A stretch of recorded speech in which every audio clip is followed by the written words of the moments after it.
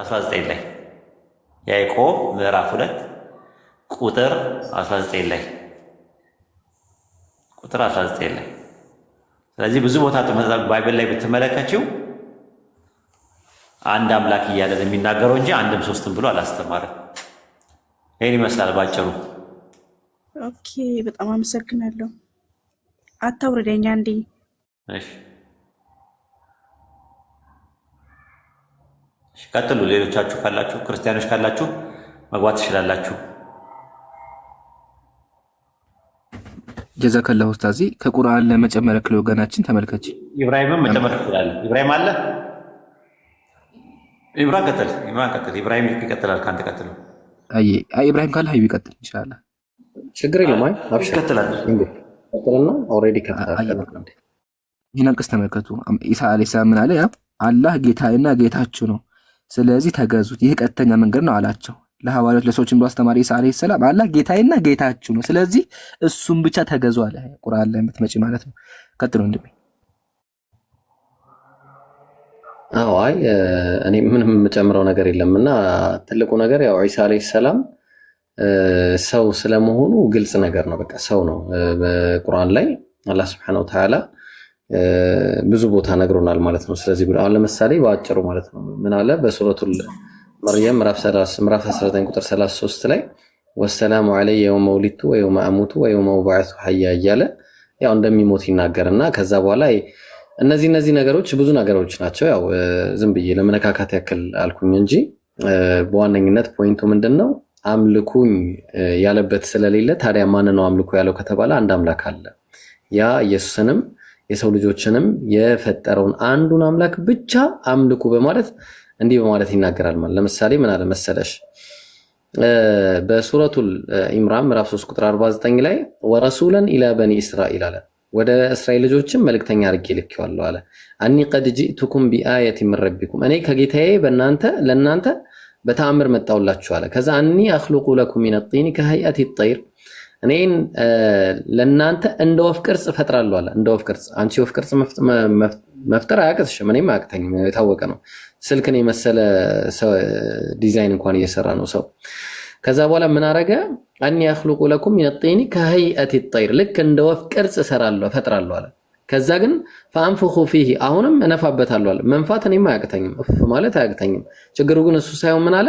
ፈየኩኑ ጠይራን ቢኢዝኒላህ በአላህም ፍቃድ ወፍ ሆኖ ይበራል አለ። በማን ፍቃድ? በአላህ ፍቃድ። እንዲሁም ወብሪኡል አክመሀ ወልአብረሰ ወኡሒል መውታ ቢኢዝኒላህ አይነ ስውራንን ለምጻሞችን አሽራቸዋለሁ በማን? በአላህ ፍቃድ። ሙታንን አስነሳለሁ በማን ፍቃድ? በአላህ ፍቃድ አለ። ከዛ የምትበሉትን ቤታችሁ የምትበሉትንም ነግራችኋለሁ፣ የምትደብቁትንም ነገር ነግራችኋለሁ ቤታችሁ በማን ፍቃድ? በአላህ ፍቃድ። ኢነ ፊ ዛሊከ ለአየተን ለኩም ኢን ኩንቱም ሙእሚኒን አለ። ይሃችሁ ነው እንግዲህ ከአላህ እኮ የሆነ ተአምር መሆኑን ይናገራል። እሺ ወረድ አድርግልኝ እስቲ ኢምራን አንዴ እሱ ጋር። ከዛ ቁጥር 51 ላይ ምን ይላል? ያው አላህ ጌታዬና ጌታችሁ ነው አለ። አየሽ፣ ስለዚህ ተገዙት፣ ይህ ቀጥተኛው መንገድ ነው አለ። በቃ ይሄ በተአምር ያመጣው ዱንያ ላይ እንዲኖር አድርጎት በተአምር ፈጥሮት ያመጣው አንዱ አምላክ ምንድነው? የኢሳ አንድ አምላክ ነው። ጌታዬና ጌታችሁን ተገዙ የሚል ለዛ ነው ኢየሱስ ራሱ ባይብል ላይ ሲናገር ዮሐንስ ወንጌል ምዕራፍ 20 ቁጥር 17 ላይ ምን እያለ ይናገር ነበረ? አምላኬና አምላካችሁ አባቴና አባታችሁ እያለ ለሰዎች ይናገር ነበር። ልክ እዚህ ጌታዬና ጌታችሁ እንደሚል ማለት ነው። ስለዚህ የአንድ አምላክ አለ። ኡስታዝ ቀደም ዝርዝር አድርጎ የነገረሽ አንዱ አምላክ የሚመለከው የኢሳ የሁሉም ነቢያት የአባቶቻችን ሁሉ አምላክ ነው ማለት ነው። ተግባባን?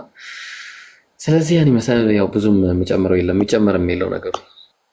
ኦኬ አመሰግናለሁ ኡስታዝ። እና እስልምና መቀበል እፈልጋለሁ። ጨርሻለሁ ጥያቄ። ማሻአላ አላሁ አክበር። በጣም ደስ የሚል ነገር ነው። የምር ነው ያልጠበቅኩም። ዛሬ አሁን እንትን ትያለሽ ሻዳ ትይዣለሽ ብዬ ፈጽሞ አልጠበቅኩም ነበር። ኢምራን አለ ሻዳ ይዝሻል። መጀመሪያ ኢምራን የምታረገው ምንድነው? ሁለቱን ተርኒንግ ፖይንቶች ትጠይቃታለህ። ወደ እስልምና የመጣችበትንና ክርስትናን የተወችበትን ነገር ሁለቱን ነገር ጠይቃትና ሻዳ አስታዝዛታለህ ኢንሻአላህ። አይ ኡስታዝ ኢንሻአላህ አላሁ አክበር አላሁ አክበር። በጣም ደስ ይላል። በአንድ እንደዚህ ጥያቄዎች ተመልሰውልሽ ወደ ብርሃን መጣሽ። ደስ ይላል። ማሻአላ። ወገናችን መጀመሪያ ግን እስልምና አልተቀበሉት የቻችሁን ነገር ንገሪ። በመጀመሪያ ደረጃ ከበፊቱ ማለት ነው በጣም ጥያቄ ይፈጠርብኝ ነበረ ውስጤ። ማለቴ ቤተሰቦቼ ክርስቲያን ናቸው። እነሱ ብቻ ስለሚከተሉ ነበር ይህንን መልስ ስከተል የነበረው። ምንም አላውቅም ስለ እምነቴ ማለት ነው። እና ከዛን ብዙ ሰው ጠይቃለሁ፣ ግን መልስ የሚሰጠኝ የለም። ቆይ ማለቴ ብዙ ጥያቄ ጠይቅ ነበረ እና ለዛ ጥያቄ መልስ አላገኘውም። በዛ ምክንያት ጓደኞች አገኘው። በቃ እነሱ ብዙ ጥያቄ መለሱልኝ። እስኪ ራስሽን ጠይቂ፣ ይሄ እንዴት ሆነ? ኢየሱስ ክርስቶስ አምላክም ሰውም እንዴት ሊሆን ቻለ? ይሄ ነገር እስኪ ውስጥሽን ጠይቂ፣ ተረጋጊና ራስሽን አረጋጊና በቃ ትክክለኛውን ፈጣሪሽን ፈልጊ ብለውኝ እና በዛ ምክንያት በቃ ራሴን መጠየቅ ጀመርኩኝ። በዛ ምክንያት ወደ እስልምና ላጣራ ወይም ደግሞ ጥያቄ በቃ መጠየቅ የጀመርኩት። ማሻአላ በጣም ደስ ይላል። ስለዚህ እስልምና ያሉት ነገሮች በሙሉ ገብቶሻል አይደለ? ስለ እስልምና አዎ ገብቶኛል። ማሻአላ ዋናው እሱ ነው። አልሐምዱሊላህ። ያው እስልምና ባጭሩ ለመንገር ያክል ያው ቁሉ ላኢላሃ ኢለላህ ቱፍሊሁ ነው። ከአላህ ውጭ የሚመለክ አምላክ የለም ብለው ትድናላችሁ ነው። የመዳን መንገድ አንድ አምላክ ብቻ ማምለክ ነው። አንድ አምላክ የሚያመልክ ሰው ይድናል ነው ጥሪያችን። እና ማሻአላ አንቺም ወደዚህ ብርሃን ለመምጣት መፈለገሽ ራሱ ደስ ይላል። ያው ውስጥሻም ነው አይደለ? ውስጥ አሁን የቀረሽ ምንድነው በመላስ መናገር ነውና ኢንሻአላህ እኔ የምለውን እኔ ጋር ታያለሽ ኢንሻአላህ። ቆይ አንዴ ልረጋጋ። አይ ችግር የለም ይቻላል። ረጋ በይና ኢንሻአላህ በአረበኛም በአማርኛም እንለዋለን።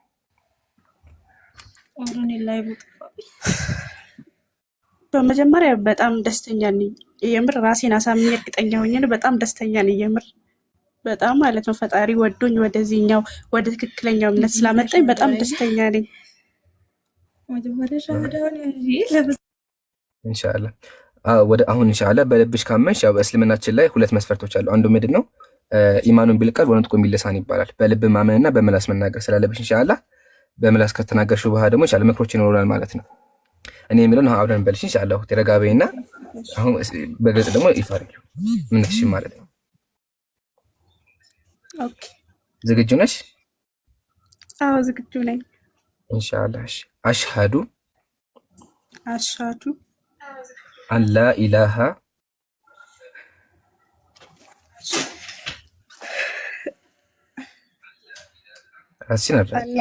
አላ ኢላሃ ኢላላህ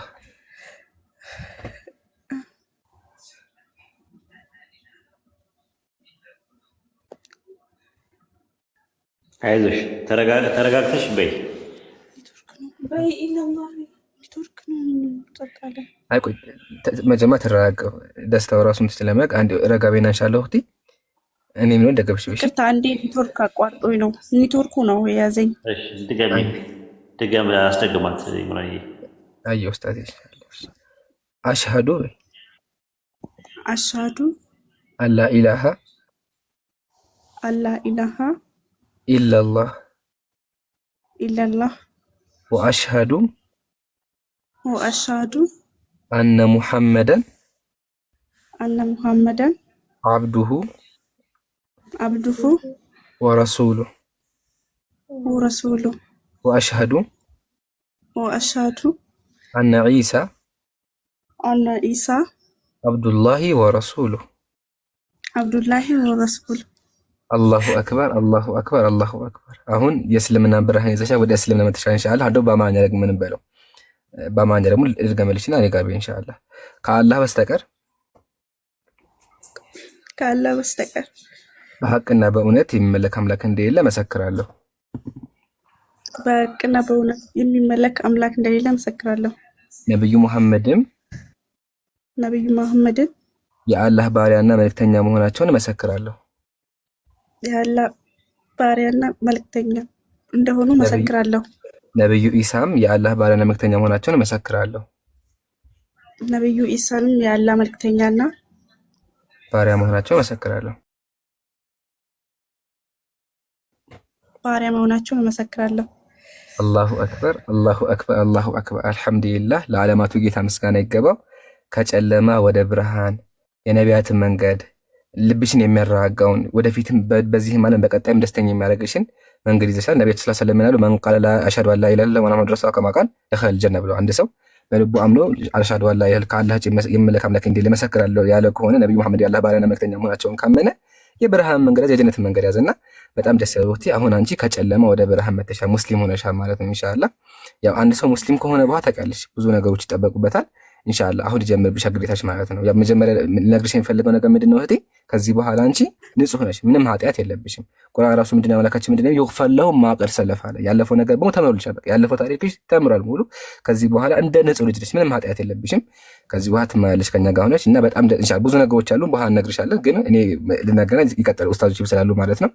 እና እኔ በራሴ ራሱ በጣም ደስ ብሎኛል። ለምን አንድ ሰው ከጨለማ ወጥቶ ወደ ብርሃን ሲመጣ ትልቅ ነገር ነው። በዓለማችን ትልቁ ነገር የሚባለው ይሄ ነው። አንድ ሰው ፈጣሪውን ሳገኝ፣ ፈጣሪውን ረስቶ ፈጣሪውን አጥቶ ፈጣሪውን ሳገኝ ከዚህ በላይ ደስታ የለምና እኔ በራሴ በጣም በጣም በጣም ደስ ብሎኛል። ወቅቲ እንኳን ወንድሜ ሆነሽ ከዚህ በኋላ እኔ ወንድምሽ ነኝ። እዚህ ጋር ያለው በሙሉ ወንድሞች ችግራችን ደስታችን ነውና ኢንሻአላህ በሁሉ ነገር አለን። በእውቀትም ሆነ የሚያስፈልግሽ ነገር ካለ አለን እና ይሄን ይመስላል። ቀጥሎ ወንድሞች ጀዛኪላ። ኦኬ አላሁ አክበር አላሁ አክበር አላሁ አክበር። በጣም ደስ የሚል ነገር ነው። ኢንሻአላህ ምንድነው የምታደርጊው መሰለሽ? አሁን እንትናን ቢንት አለችልሽ፣ ቢንት ሙስሊም የምትባል ልጅ አለችልሽ። ያው አጠገብሽ ትታይሻለች፣ ከአህመድ አፓራራሊ ትታይሻለች እህታችን። እሷን ፎሎ አድርጊያትና በውስጥ ስልክሽን አስቀምጪላት። የሰለምቴዎች ግሩፕ አለ፣ እዛ ትምህርት ትማሪያለሽ። እሺ በቃ እኛ አሁን ምንድነው የምናደርገው?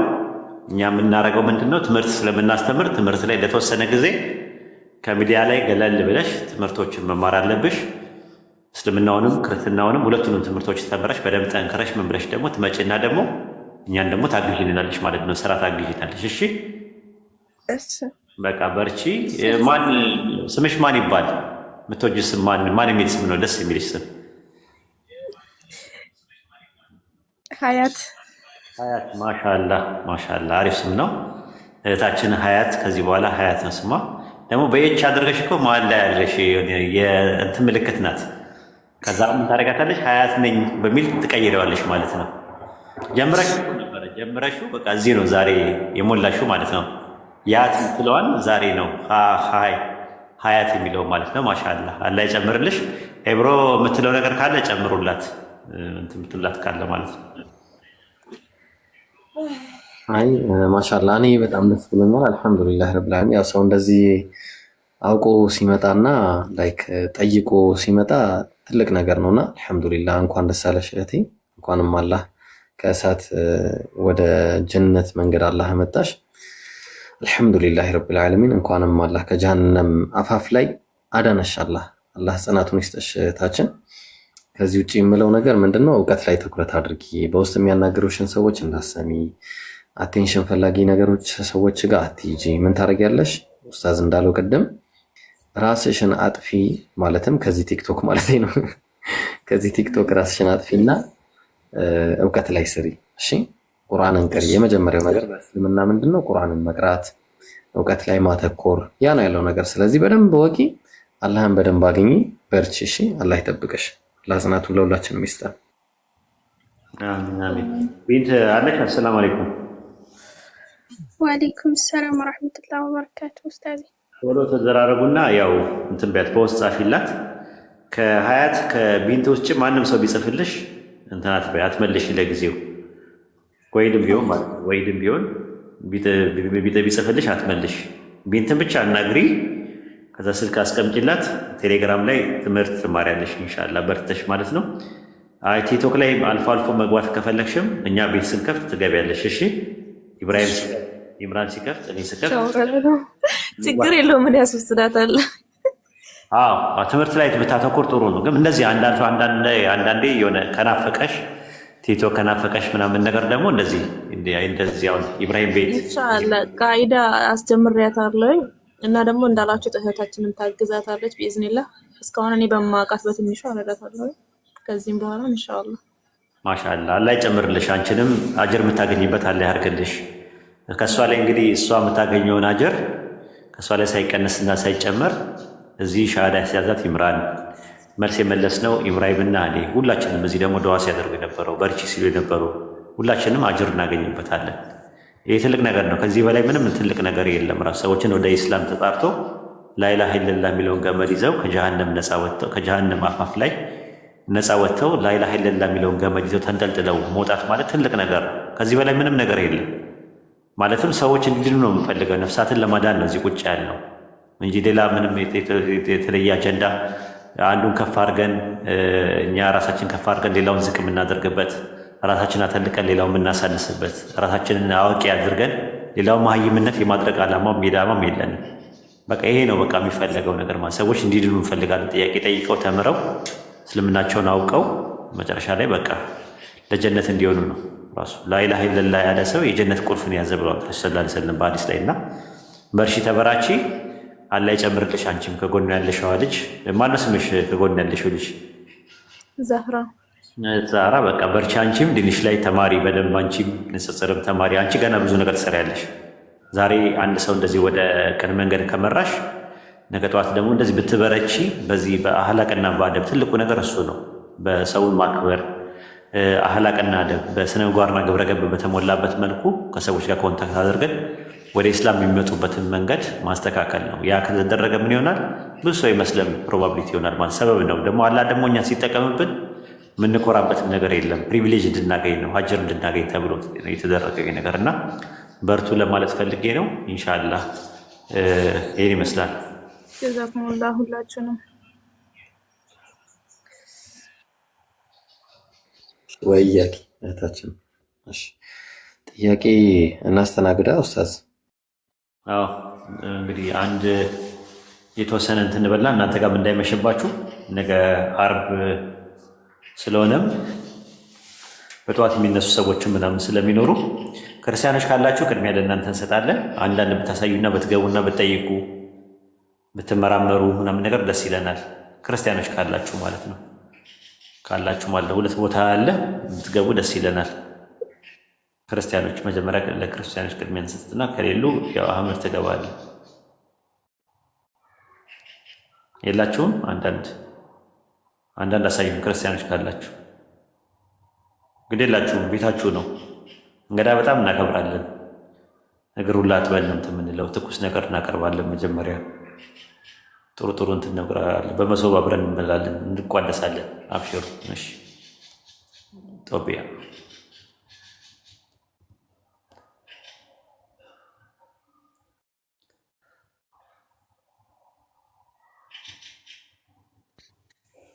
ኤርሚ ገብተዋል። ሁለቱም ገብተዋል። ጦርባ ገብተዋል መጀመሪያ፣ ከዛ በኋላ ጦርባ መጀመሪያ ያወራና ኤርሚ አየር ላይ ነው ያለው። ጦርባ ሰላም አለይኩም ኡስታዝ። ወአለይኩም ሰላም ወራህመቱላሂ ወበረካቱህ። ክርስቲያን ሙስሊም ነኝ ግን አንድ ጓደኛ ምን አልከኝ? ሙስሊም ነኝ እና አንድ ጓደኛዬን ወደ እስልምና ስጋብዘው ጥያቄዎችን ስጠይቀው መመለስ ከበደውና መጀመሪያ መንፈስ ቅዱስ ሲገልጽልን ነው የሚገባ ምናምን ነገር ብሎ ዘጋኝ። ምን ላይ መሰረት አድርገው ነው እንደዚህ የሚሉኝ? ያው መደበቂያቸው ነው እነሱ ብዙ ጊዜ ሲያቀታቸው መንፈስ ቅዱስ ይገለጽልህ፣ መንፈስ ቅዱስ ካልገለጸልህ አይገባህም ይላል። እነሱ መንፈስ ቅዱስ ገልጾላቸው የገባችሁን ነገር ንገሩኝ ስትላቸው እንደዛ ነው። ብዙ ጊዜ ስላሴን ማስረዳት የሚያቀታቸው በደንብ ስላልተረዱት ነው እነሱ። አንተ የተረዳውን ነገር እንዴት ማስረዳት ያቀታል? አሁን ስለ አላህ ንገረኛ አንድ ሰው ብልህ ማስረዳት እንችላለን እኛ። ቀላል ነው ራሱ፣ የተወሳሰበ ነገርም የለውም። አላህ አንድ ነው። ሰማይና ምድር በመካከላቸው ያለውን የፈጠረ የዓለማቱ ጌታ አንድ ነው። በቃ እሱን ነው የምናመልከው። አምልኮ ለእሱ ነው ራሱ። ሲምፕል ነው በቃ ትምህርቱ ራሱ። አየህ የሰው ልጆች ፈንክሽን በሚያደርገው አይምሯቸው ፈንክሽን በሚያደርገው አይምሯቸው የፕሮሰስ ማድረግ በሚችልበት መልኩ ነው ቁርአንና ሐዲስ የመጣው። የተወሳሰበ ነገር የለውም ራሱ። ኦፕሬት ማድረግ በማይችልበት አይምሮ ኦፕሬት ማድረግ በማይችልበት ነገር የተወሳሰበ ነገር እመን ተብለ አትጠይቅ። ስላሴ ሰው በማመኑ የሚድንበት በመካዱ የሚጠፋበት አቂዳ ቢሆን ኖሮ አንቀጸ እምነት ቢሆን ኖሮ በግልጽና በማያሻማ መልኩ ዶክትሪን ሆኖ ዶግማ ሆኖ ባይብል ላይ ይቀመጥ ነበር። ነቢያትና ሐዋርያት አንድ ባሉበት አፋቸው ውልፍጥ ዝልፍጥ ብለው አንድም ሶስትም ነው ብለው አላስተማሩ። አንድ እንኳን የሆነ ነገር ውልብ ብሎባቸው እንኳን አይሉ የለም እኮ እንደዚህ አይነት ነገር የለም። አንድም ሶስትም ነው ብለው አላስተማሩ። በዚህ ደረጃ ማለት ነው ሰው የሚድንበትን ነገር የሚጠፋበት ነገር መሰረታዊ ነገር እንዴት አይኖርም መጽሐፋቸው ላይ። ስለዚህ ባይብላቸው ራሱ ቢያንስ እንኳን የሚያስተምረው መለኮታዊ ቅሪት ሆነው ደስ የሚለው ነገር ወደ እኛ እምነት ነው እንትን የሚለው የአንድ አምላክ አስተምሮት ላይ ነው የሚያተኩረው። አንድም ሶስትም ነው እግዚአብሔር በስም በአካል በግብር ሶስት ነው። እንዘ አሐዱ ሰለስቱ ወንዘ ሰለስቱ አሐዱ ትራዩን ጋር ይለዋል። አንድም ሶስትም የሆነ አምላክ አምላካችን ልዩ ሶስት ነው የሚል ትምህርት አለ። ሶስቱ ጌቶች፣ ሶስቱ ልዑላን እንደዚህ የተባለ የሚመለክ አምላክ ምን አይነት አምላክ ነው? ራሱ እስራኤሎስማ ጌታ አምላካችን አንድ ጌታ ነው እየተባለ ሶስቱ ጌቶች እየተባለ ብዙ ቦታ ላይ ሶስቱ ጌቶች አጋዕዝተ ዓለም ሥላሴ ዓለምን የሚገዙ የዓለም ጌቶች። አጋዕዝት ማለት የእግዚ ብዙ ቁጥር ነው ራሱ ተመልከቱ ማለት ነው። ዘፍጥረት አንዳንድ ላይ ኤሎሂም የሚለው ቃል አማልክት ማለት ነውና ሥላሴ አማልክት መሆናቸውን ያስረዳል እያሉ እኮ ነው የሚነግሩን እያሉት አማልክት ናቸው ሥላሴ አማልክት ናቸው እያሉ ነው የሚያወሩት። እንዲህ አይነት መድብለ አማልክት ትምህርት የለም ነው፣ ቢብሊካልም አይደለም፣ ትክክል አይደለም ነው እያለን ያለ ነው። ያን ትምህርት መቋቋም ሲያቀታቸው ሳይኮሎጂካልም ሎጂካልም በጣም ሲከብዳቸው ምንድን ነው የሚያደርጉት? አልገባህም፣ አልበራልህም፣ አልተገለጸልህም፣ እጸልይልሃለሁ። ይቺ መደበቂያቸው ራስ መንፈስ ቅዱስ ሰዎችን የሚያበረታታበት ፈጣሪ የሚያበረታታበት ኃይል የሚጨምርበት ነገር እንጂ የሰዎች መደበቂያ አይደለም። እና ይሄን ይመስላል ጦርባ ኡስታዚ። ግን እዚህ ጋር ክርስቲያኖች ተገልጦላቸው ከሆነ ለምን እነሱ አይገልጡልንም? አንደኛ ሀሳብ። ሁለተኛ ሀሳብ ደግሞ ስለዚህ አእምሯችን ብቻ በቂ አይደለም ማለት ነው። እግዚአብሔር ሲፈጥረን አእምሯችን ጉድለት አለበት ነው። በተዘዋዋሪ አእምሯችሁ ትክክለኛ አይደለም የተባልን ያለ ነው ማለት ነው አይደለ ኡስታዝ? ለምን አእምሯችን የማይችል ከሆነ ጥፋቱ እግዚአብሔር ላይ እግዚአብሔር ሲፈጥረን እኮ አሟልተን በመፍጠር የነበረበት መንፈስ ቅዱስ የባው ግዴታ ለመረዳት የሚያስፈልግ ከሆነ አብሮ መፍጠር ነበረበት። ግን እኛ የለንም። ስለዚህ ጥፋታችን ምንድን ነው? ለምን እንቀጣለን? ቀጥል ኡስታዝ። አላህን ተገቢ ፍርሃት ፍሩት ይላል። ያ ተገቢ ፍርሃት ደግሞ በሌላ አንቀጽ ላይ ደግሞ የቻላችሁትን ያክል ፍሩት ይላል። ይብን እንኳን አላህን ስንፈራው ተቋም የሚባለው ነገር የቻልነውን ያክል ነው የምንፈራው። በእውቀታችን ውስጣችን በተሰማን ነገር በዛ መጠን ነው። ነፍስን ችሎታዋን እንጂ አናስገድድም ይላል አላህ። ይብን የማያውቁ ሰዎች እንኳ አይቀጡም በኢስላም። በሱረቱል አሕዛብ ምዕራፍ 33 ቁጥር 6 ላይ ማየት ትችላላችሁ። ልባችሁ ሳታውቁ በምታደርጉት ነበር ኃጢአት አይሆንባችሁም ነው የሚለው። ሱረቱል ኢስራ ምዕራፍ 17 ቁጥር 15 ላይ ደግሞ መልእክተኛ እስከምንልክ ድረስ የምንቀጣ አይደለንም ነው ያለው። ስለዚህ አሁን ከዚህ አንጻር ምንድን ነው ያለው? ፍትህ ነው ራሱ። አንተም በማታውቀው ነገር እንትን ባትል። በነገራችን ላይ አንድ መርዶ ልንገራችሁ። የ40 ቀንና 80 ቀን ያልሞላቸው ህፃናት የክርስቲያኖችም ልጆች የት እንደሚገቡ ታውቃለህ? ይምራን በጣም መርዶ የምነግራችሁ ነው። የክርስቲያን ልጆችም መሆኑ ነው የምነግረው። 3 አይነት አመለካከት አለ በኦርቶዶክስ ውስጥ ማለት ነው። ማነው በክርስትና ውስጥ በአጠቃላይ። አንደኛው አናቅም፣ የት እንደሚገቡ አናቅም፣ ፍርዱ የአምላክ ነው የሚል አለ። ሁለተኛው ነገር ደግሞ የክርስቲያን ልጆች በእናትና በአባታቸው የተነሳ ገነት ይገባሉ። የክርስቲያን ያልሆኑ ሰዎች ልጆች ደግሞ የት ይገባሉ? ሲኦል ይገባሉ የሚል ትምህርት አለ። አውግስቲን ግን ያስተማረው ምንድን ነው? የክርስቲያን ልጅ ይሁን የሙስሊም ልጅ ሚስጥራትን ካልተካፈለ ካልተጠመቀና የጌታ እራትን ወይም ቅዱስ ቁርባንን ካልወሰደ ገሃነም ነው የሚገባው። 40 ቀንና 80 ቀን ከመሙላታቸው በፊት የነበሩ ህፃናቶች ገሃነም ነው የሚገቡት። በጣም ያሳዝናል። አውግስቲን ለጄሮም በላከበት መልእክቱ ላይ 160 ሌተር ላይ ይዩት። 160 ሌተር ላይ መመልከት ትችላላችሁ። የሚለው እንደዛ ነው። ገሃነም ነው የሚገቡት። የሚገርማችሁ ነገር ማለት ነው። እና በጣም ነው የሚያሳዝነው በዚህ ደረጃ ማለት ነው። እንደዚህ ፍትሃዊ እንዴት አምላክን የሚያክል ነገር እንዴት ፍትሃዊ አይሆንም? እንዴት እንደዚህ አይነት ነገሮች እንትን ይላል? ምንድን ነው የሚለው? ሌተር ኦፍ አውግስቲን 166 ላይ ነው እና ምዕራፍ 7 ቁጥር 21 ላይ ነው የሚናገረው። እንደዚህ ሁሉ ከዚህ ህይወት የሚወጡ ሚስጥራትን ሳይካፈሉ በክርስቶስ ሕያዋን ይሆናሉ የሚሉ ሁሉ ከሐዋርያት መግለጫ ጋር ይቃረናል። እንዲሁም ኩላይት ቤተክርስቲያንን ያወግዛል። ይህ ጊዜ ማጣት እና ለጨቅላ ህጻናት ለማጥመቅ በችኮላ መሮጥ የተለመደ ነው አለ። ምክንያቱም የማይጠረጠር እውነት ነው። አለበዚያ ግን በክርስቶስ ውስጥ ሊኖሩ ስለማይችሉ ይታመናል። አሁን በክርስቶስ ሕያው ያልሆኑ በኩነኔ ስር መኖር አለበት። ሐዋርያ ጳውሎስም ስለዚህ በአንድ በደል ፍርድ ለኩነኔ መጣ ብለዋልና ጨቅላ ህፃናት የተወለዱት በዚህ በደል ጥፋተኛ እንደሆኑ በመላው ቤተክርስቲያን ያምናል ተብሎ ነው። ቤተክርስቲያን እንደዛ ብላ ነው የምታምነው ብሎ አውግስቲን ነግሮናል ማለት ነው። የት ይገባሉ? ገሃነም ነው የሚገቡት ህፃናቶቹ። 40 ቀንና 80 ቀን ከሞላቸው መጠመቅ አለባቸው። ከዛ በፊት ሳይጠመቁ የሞቱ ሴት ልጅ 80 ቀን ከመድረሷ በፊት፣ ወንድ ልጅ 40 ቀን ከመድረሱ በፊት ገሃነም ነው የሚገቡት። እንዲህ አይነት ትምህርት ነው እንግዲህ ያለው ራሱ ማለት ነው። ይሄ እንግዲህ ከቸርች ፋዘርስ መካከል አውጉስቲኒዮስ የሚባለው ወይም አውጉስቲን የሚባለው እሱ ነው እንግዲህ ይህን ትምህርት ያስተማረው። መጽሐፉን ያዙት ከፈለጋችሁ። ሌተር ኦፍ አውጉስቲን ለጄሮም የጻፈለት ነው። ሌተር 166 ምዕራፍ 7 ቁጥር 21 ላይ ነው የምታገኙት ማለት ነው። ይሄን ይመስላል ኡስታዚ። እዛ ድረስ ሳንሄድ ራሱ ማለት ነው አሁን እኔ ክርስቲያን እንደው አላህ ያርግብኝ ክርስቲያን ብሆን አሁን ከዛ ሞትኩ፣ አሁን ዛሬ ማታ ሞትኩኝ፣ የት ነው የሚገባው? አንድ ሰው ክርስቲያን ቢሆን ብለህ አላህ ይጠብቅህ። በጣም ነው የሚዘገነው። አሁን ኡስታዚ እሺ፣ አንድ ሰው ክርስቲያን ቢሆን፣ አንድ ሰው ሙስሊም የነበረ ሰው ክርስቲያን ቢሆን ብለህ ምሳሌ ውስጥ አይ ከብደ አፎን። እሺ አንድ ሰው ክርስቲያን ቢሆን ማለት ነው አሁን ቢሞት፣ አሁን ማታ አሁን ክርስቲያን ዛሬ ክርስቲያን ቲክቶክ ክርስቲያን ሆነ ቢሞት ማለት ነው የት ነው የሚገባው?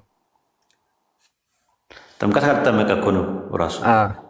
ጥምቀት አልተጠመቀም። እንግዲህ አስበው፣ ጥምቀት ያው 3 ዓመት ጻው ንዑሰ ክርስቲያን ይባላል። ትናንሾች ክርስቲያኖች ውጡ የሚባሉበት 3 ዓመት የሚቆዩበት አለ። ቸርች ፋዘርስ 3 ዓመት የሚያቆዩበት ጊዜ አለ። አንዳንድ ትምህርት ቤት በፕሮቴስታንት አሁን 6 ወር ነው የሚቆዩት። የደህንነት ትምህርት የሚባል ትምህርት አለ። ፕሮቴስታንት ማለት ነው መካነ ኢየሱስ ሳይሆን እነ ሙሉ ወንጌል እነ መሠረተ ክርስቶስ ሌሎቹ ኤሚኬስ ምናምን የሚባሉት 6 ወር ነው የሚቆዩ። ግን ወደ መካነ ኢየሱስ ምናምን ነገር ህፃን ሆኖ ያጠምቃሉ። መካነ ኢየሱስ እና ሉተራን ህፃናትን ያጠምቃሉ፣ በህፃናት ጥምቀት ስለሚቀበሉ ማለት ከቤተሰብ ከመጣ ህፃን ልጅ መጠመቅ ብሎ ያስባሉ። አሁን ጥያቄ የሚነሳው ምንድን ነው? አንድ ከክርስትና ውጭ የነበረ ሰው ክርስትናን ሲቀበል ከተቀበለ በኋላ እስከሚጠመቅ ባለው ቅስፈት ቢሞት የት ነው የሚገባው? አናውቅም ይለዋል። ግን ዮሐንስ ወንጌል ምዕራፍ 3 ቁጥር 3 ላይ ሰው ከውሃና ከመንፈስ ዳግመኛ ካልተወለደ የእግዚአብሔር መንግስት አያይም ይላል። ስለዚህ አብርሃም ራሱ ዳግመኛ አልተወለደም፣ አልተጠመቁም። አብርሃም፣ ሙሴ አልተጠመቀም። ብሉይ ኪዳን ላይ የነበሩ ነቢያት በአጠቃላይ አልተጠመቁም። እንግዲህ ምን ሊሆኑ ነው እነሱ? ሰው ዳግመኛ ካልተወለደ የእግዚአብሔር መንግስት ሊያይ አይችልም ተብሏል። አይ ውሃ የሚባለው ነገር ፕሮቴስታንት ይላሉ፣ ውሃ የሚባለው ነገር ቃልን ያመለክታል ይላሉ። አንዳንዴ ደግሞ ውሃ የሚለው ደግሞ ራሱ መንፈስ ቅዱስን ነው። ለምን ዮሐንስ ወንጌል ምዕራፍ 6 ላይ ምዕራፍ 7 ላይ በእኔ የሚያምን መጽሐፍ እንደሚለው ከሆዱ የሕይወት ውሃ ወንዝ ይፈልቃል ይላል። ዮሐንስ ወንጌል ምዕራፍ 4 ላይም የሕይወት ውሃ እኔ የምሰጠው ብሎ የሚያስበው ስለ መንፈስ ቅዱስ ነው። ስለዚህ ውሃ ማለትም በሚል ይመጣል። ካይ የሚለው የግሪከኛው ቃል ማለት በሚል ይመጣል። ስለዚህ ውሃ ማለት መንፈስ ቅዱስ ካልተወለደ በስተቀር የሚል አተረጓጎም አለው። ሌላ ደግሞ ውሃ የሚለው ደግሞ ቃልን ነው የሚያመለክተው። ለምን? አንደኛ ጴጥሮስ ምዕራፍ 2 ቁጥር 23 ላይ ዳግመኛ የተወለዳችሁት ከሚጠፋ ዘር አይደለም በሕያው በአምላክ ቃል ነው የተወለዳችሁት ስለሚል ቃል ዳግመ ወለጃ ልክ ውሃ የተባለው እሱ ነው። ምክንያቱም መዝሙረ ዳዊት ላይ ጎልማሳ መንገዱ በምን ያነጻል ሲባል ቃልን በመጠበቅ ነው ይላል። ስለዚህ በውሃ ተመስሏል ቃሉ ይላሉ። ሌላ ደግሞ ፕሮቴስታንት ጋር ያለው ተርጓጎም ምንድን ነው? ውሃ የሚለው የመጥምቁ ዮሐንስን ጥምቀት ነው። የውሃ ጥምቀትን ነው። ግን የውሃ ጥምቀት ሲያጠምቅ የነበረው ዮሐንስ ነው።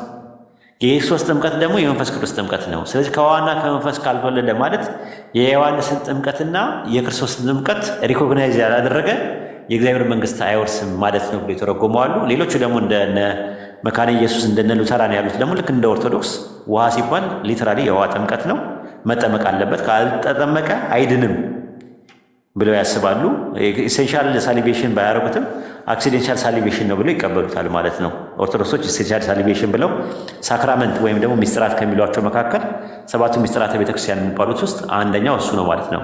የመጀመሪያው ሚስጥረ ጥምቀት፣ ሚስጥረ ቁርባን፣ ሚስጥረ ተክሊል፣ ሚስጥረ ቀንዲል ምናምን እየተባሉ ሚስጥረ ክህነት፣ ሚስጥረ ንስሐ እየተባሉ ወደ 7 አሉ። ይህን ይመስላል። ጀዛከላሁ ኸይር። ይሄ ነው ፖይንቱ። ያጀማ አያችሁ አይደለ? ስለዚህ አንድ ክርስቲያን እንኳን መዳን ከፈለገ ግዴታ ውሃ ውስጥ መግባት አለበት ነው። አምኖም ውሃ ውስጥ መግባት ካልገባ ደግሞ አጠራጣሪ ነው ማለት ነው። አስባችሁታል? አንድ ሙስሊም እንኳን ወይም አንድ ጣዖት አምላኪ ክርስቲያን እንኳን ሆኖ መዳን ከፈለገ ግዴታ ውሃ ውስጥ መግባት አለበት ነውና ትንሽ ከበድ ይላል እምነቱ። ጀዛከላሁ ስለዚህ በደንብ ገልጸልና ኤርሚያስን ማናገሩት መቀጠል ይችላል ክርስቲያን አይደል? አዎ አልሐምዱሊላህ። አሁን ገና ክርስቲያን መጣ ማለት ነው። ቀጥል። ጥያቄ ነበር። ኦኬ ወይድ እንግዲህ ለአንተ ነው። ኢብራንና ኢብሮ ብዙ ጊዜ ለመግባት ስሞክር ብሎክ አድርገው አስወጥቶኛል። ግን አንተ ጋር ነው ጥያቄ። በደንብ ስማኝ፣ ስሜንም እንዳትረሳው። ቆይ እየሰማኝ ነው? ኖ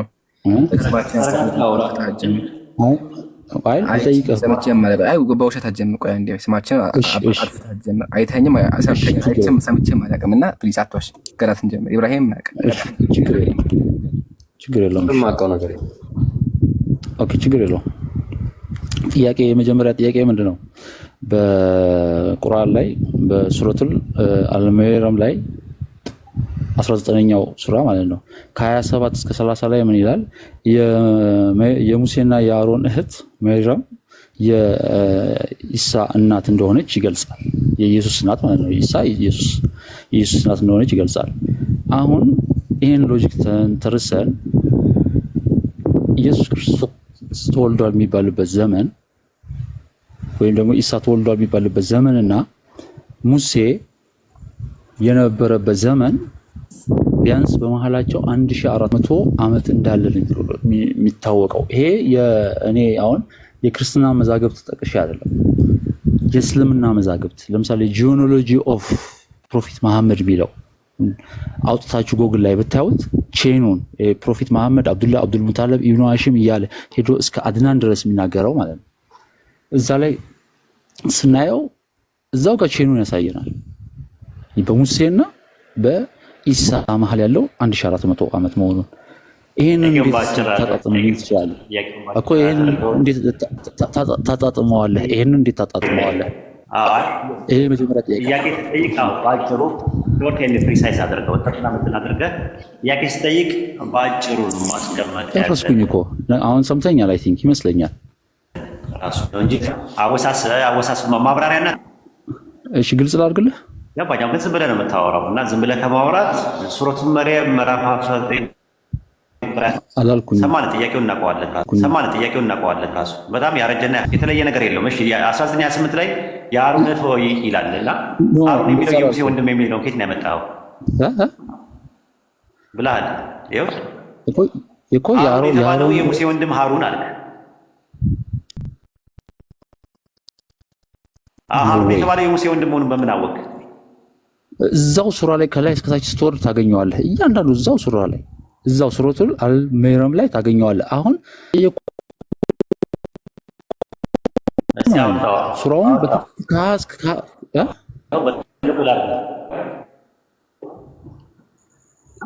በትልቁ አድርገና አውጣውና እዛው ላይ ይነግረናል ብላል። አውጣና አሳየን እስቲ።